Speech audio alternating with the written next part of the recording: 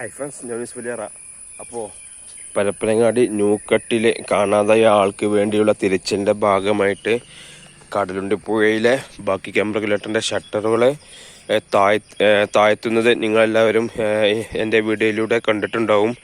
എന്നാൽ ഇന്നലെ 5ാമത്തെ ദിവസം ബാക്കി ക്യാമറ റെഗുലേറ്ററിൻ്റെ ഷട്ടർ താഴ്ത്തി കിടക്കുന്ന ആ സമയത്ത് തന്നെ തൃശ്ശൂർ അഴീക്കൽ കടപ്പുറത്ത് വെച്ച് ബാക്കി ഇവിടുന്ന് പരപ്പനങ്ങാടി പാലത്തിങ്കൽ ന്യൂക്കട്ടി കാണാതായ കുട്ടിയെ കണ്ടെത്തുകയുണ്ടായി. അതിനെ തുടർന്ന് ബക്കിയാം റെഗുലേറ്ററിൻ്റെ ഷട്ടറുകൾ വീണ്ടും തുറന്നു. അപ്പോഴുള്ള കാഴ്ചയാണ് ഈ കാണുന്നത്. ഷട്ടറുകൾ തുറന്നപ്പോൾ ഇവിടെ 3 സ്റ്റെപ്പ് മാത്രമേ കണ്ടിരുന്നുള്ളൂ. അത്രത്തോളം വെള്ളം ലോഡ് ചെയ്തിരുന്നു. എന്നാലിപ്പോൾ ഷട്ടർ താഴ്ത്തിയപ്പോഴുള്ള കാഴ്ചയാണ് ഈ കാണുന്നത്. ഷട്ടർ ഷട്ടർ പൊന്തിച്ചപ്പോഴുള്ള കാഴ്ചയാണ്. വെള്ളമൊക്കെ ഒഴുകിപ്പോയി. ഇപ്പോൾ 1 2 3 4 5 6 7 8 9 സ്റ്റെപ്പുകൾ കാണുന്നുണ്ട്.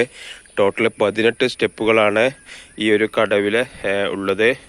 അതിൽ 9 സ്റ്റെപ്പുകൾ ഇപ്പോൾ കാണുന്നുണ്ട്. ബക്കിയാം റെഗുലേറ്ററിൻ്റെ ഷട്ടറുകൾ താഴ്ത്തിയപ്പോൾ വെറും 3 ഷട്ടറുകൾ മാത്രമായിരുന്നു കണ്ടിരുന്നത്. ഇപ്പോൾ 6